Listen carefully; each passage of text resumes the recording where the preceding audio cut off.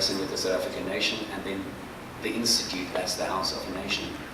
Christine and Toloki, the two protagonists respectively from Imaginations of Sand and Ways of Dying, are both placed outside the references, historical perspectives and structures that the apartheid or Western rational worldview was centered around. Although they are qualified by belonging to a cultural group, Christine to the Afrikaner, the white minority of colonial descent, on also the architects of apartheid, and Toloki to the tribal community, both separate themselves from the locality by free will. The situational placing of the main narration in these novels contemplates the days preceding the first democratic election in South Africa. Also, maybe to expand on this, the transitional period in South Africa was the period between the old government, which we fondly refer to, the 1990 period to 1994 period. This was known as the transitional period. The argument is actually today in the political studies and also in social studies that this transitional period has not subsided. We are still in transition. In fact, our president just proclaimed the second transition.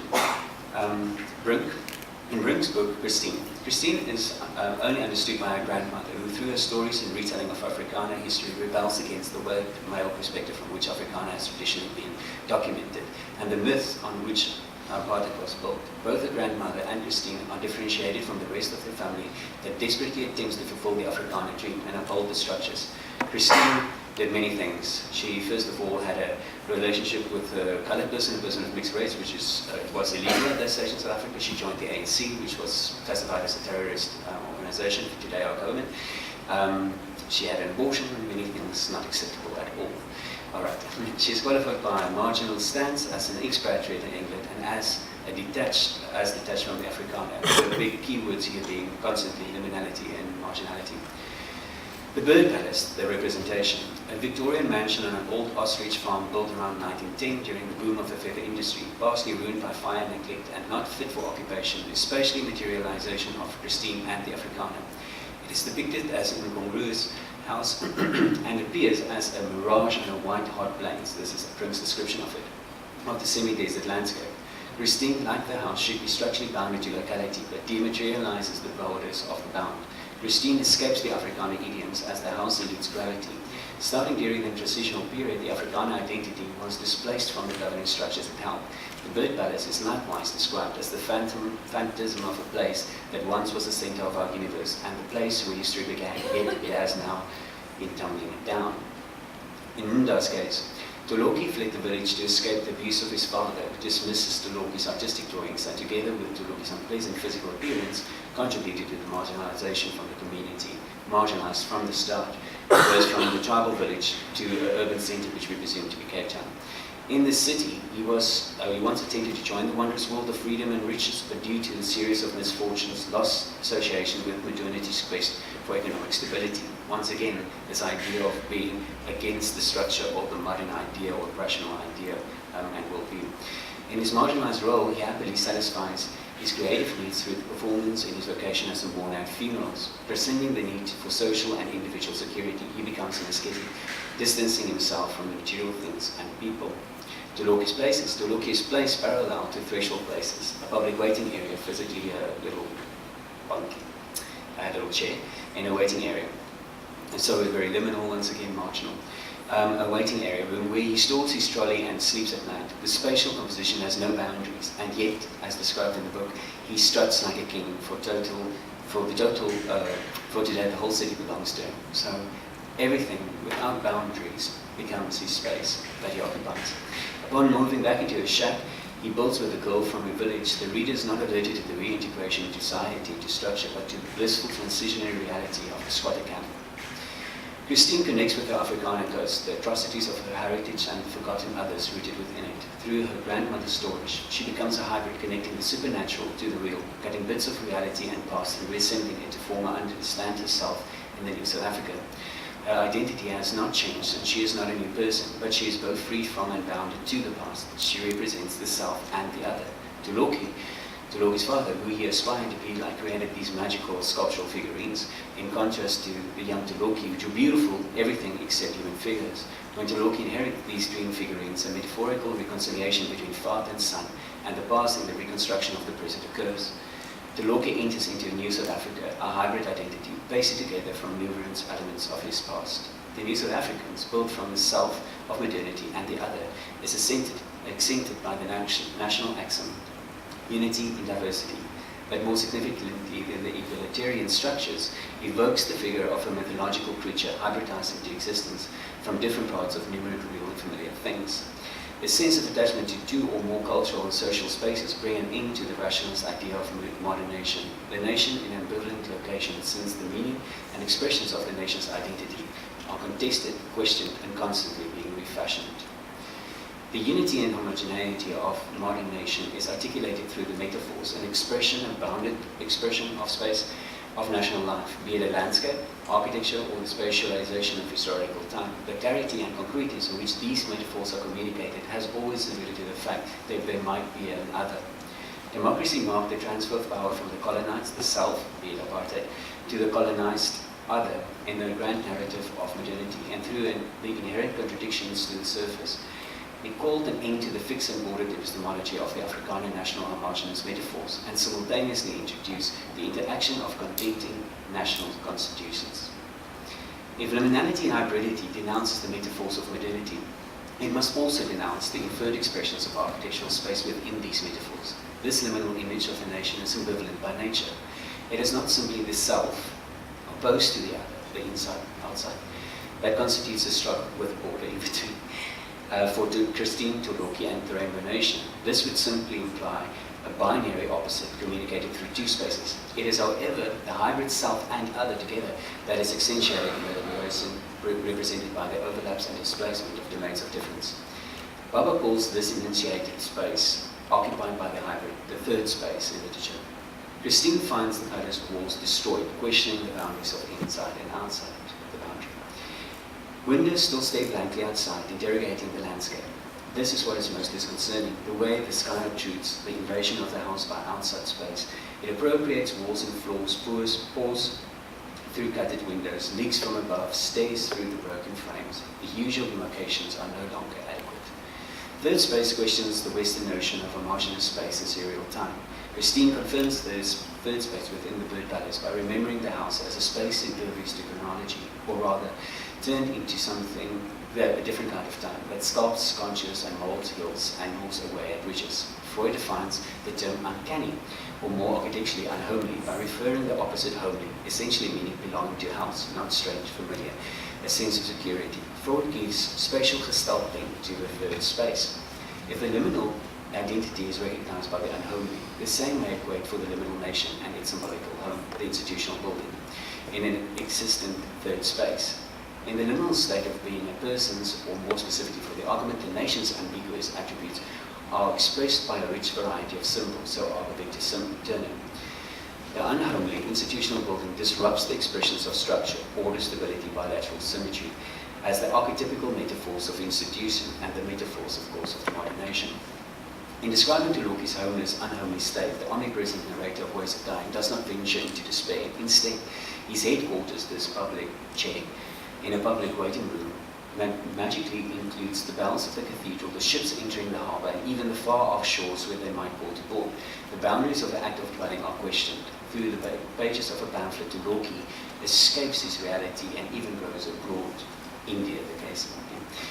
As to assert that this boundary space is really where Toloki is at home, that this homelessness is his home, the author tells us that this is where he wears his home clothes, a special different dress from what he usually wears to the funerals. Victor Turner addresses the liminal subject in the act of pilgrimage, noting that the subject is in a spatial separation from the familiar and the habitual ritual. Turner reminds of Baba's illustrations of third space and the uncanny, and simultaneously creates association with Freud's examples of unholy affecting literature. This effect, Freud writes, is increased when situations of the fantastic and the supernatural is included in the common reality. The writer deceives us, promising to give us the sober truth, and then after all oversteps us. As one of the lessons, this liminal character then moves into a space which boundaries are lost, and at the same time also the truths are lost of modernity, and maybe the magical is introduced towards the magical. Christine introduces this fantastic, surrounded by a dark, dense mass of trees and shrubs, the palace with the turrets spires, domes, and chimneys look like the wreck of a great ghost ship perched on a submerged rock or sandbank in its bank in a sea of petrified undulating plains, windswept and sun-scorched. A place where anything or everything was possible, might happen, and even did happen. Turner's Pilgrim accepts this ambivalence to space and time, hoping to experience the sacred, invisible, or supernatural order. The magical realist text disregards the chronology and physical geography of time and place, entering the confusion that occupies the collapse of known social and historical constitutions, and examines the structural properties of the boundaries that exist between contrasting figures. In the absence of a sense of reality, the grand narratives of the past is impossible of modernity. The liminal protagonist negates the paradigms of knowledge within their cultural placing by being ambivalent to social rules. It follows that the spatial manifestation with which in-between characters, liminal characters, identify and orientate should also negate the confinements of convention, of boundaries. Tolkien plasters pictures from brochures and magazines of ideal kitchens, lounges, dining rooms, etc. in his shack. He then enters them. So the whole building dematerializes. He moves beyond the corrugated walls of the shack. He takes the hand of his homegirl, Noria, and they stroll with her through the grandeur. First they go to the bedroom, and she runs and throws herself on the comfortable bed, king-size bed. Tolkien hesitates, but she says, "Come on, Tolkien, then don't be afraid, come and sit next to me." This description carries on for 3-4 pages, and it's absolutely beautiful and tear-jerking. All right. In the magical realist writing, the real and the magical is understood as a double lineage, a conversion of two distinct narrative traditions.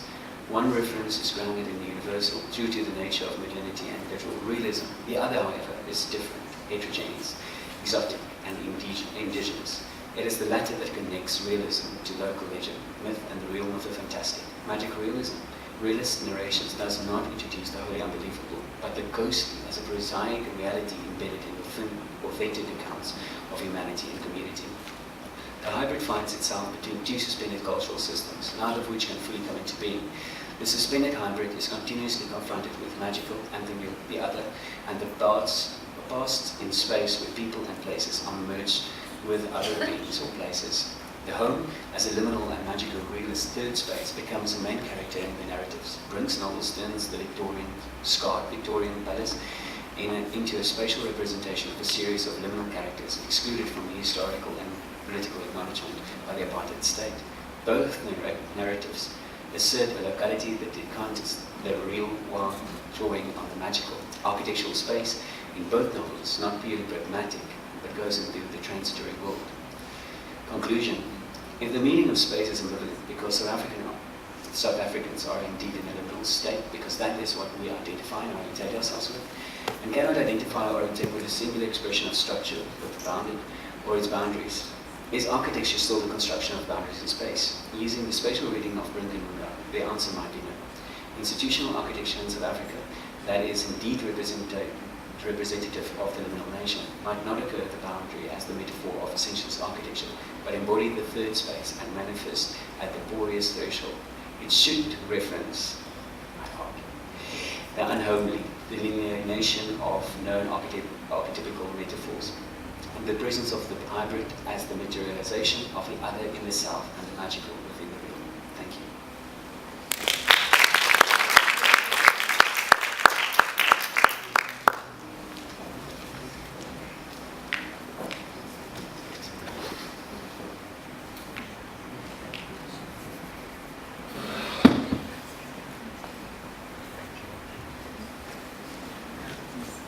Hi, thank you for all interesting presentations. I have questions for Catherine and Ruxandra.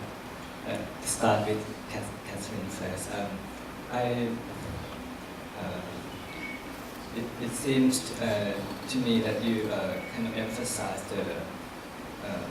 the way that films and advertisement related to modern house influence the society and people.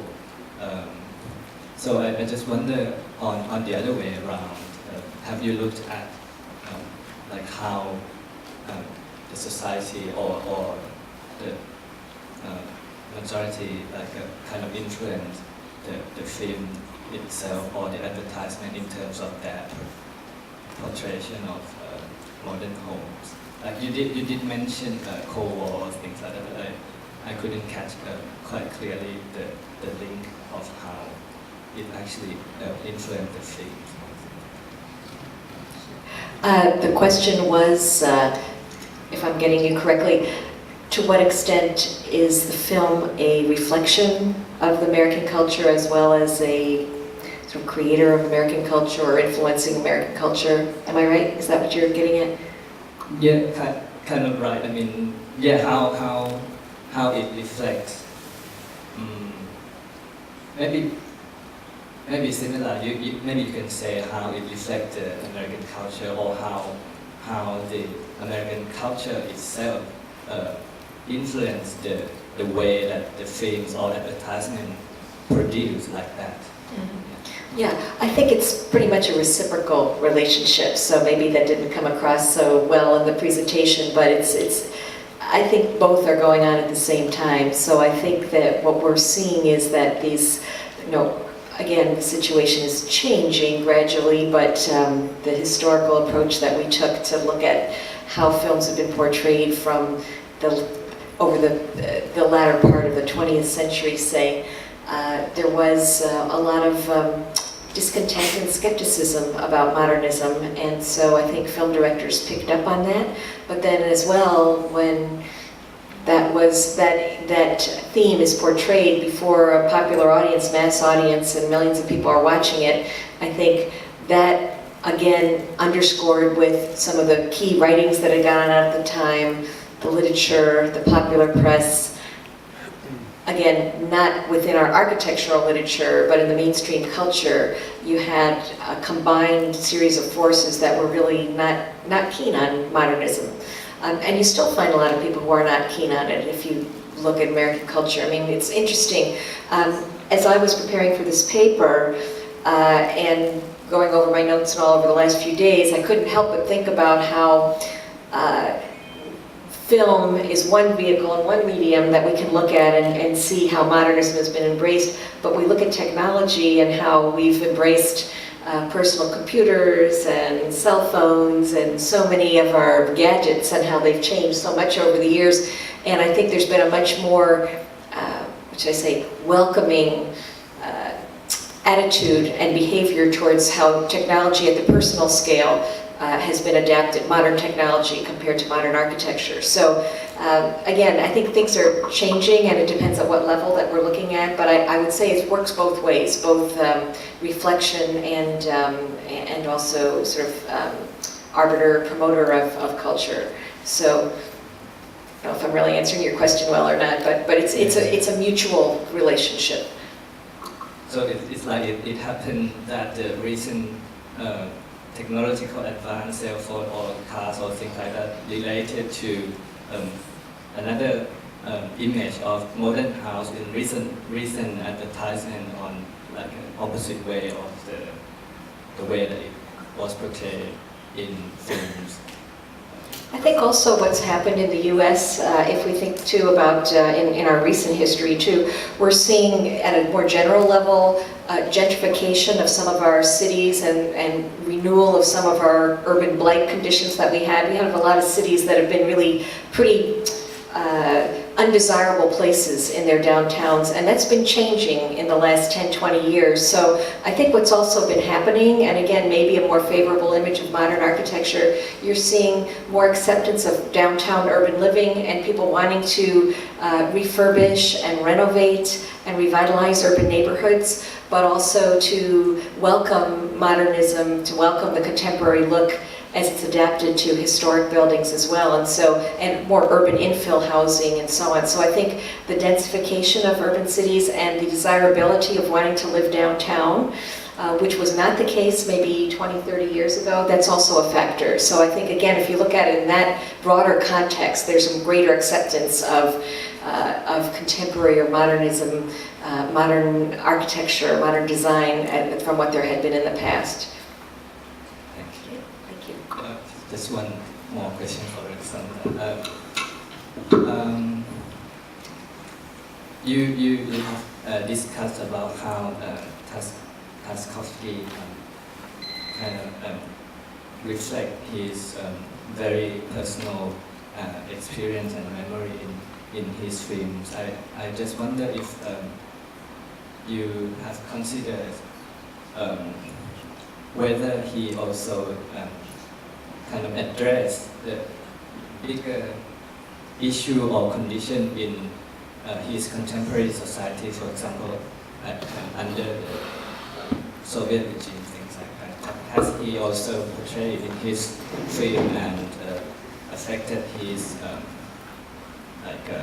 representation of space in his house or things? Mm-hmm. Yes, I think many of his movies, even before he moved away from Russia, they seek to address, they kind of go beyond the political situation and more towards a more human crisis values. And all of his films kind of address in the their attempt is to address the main human issues.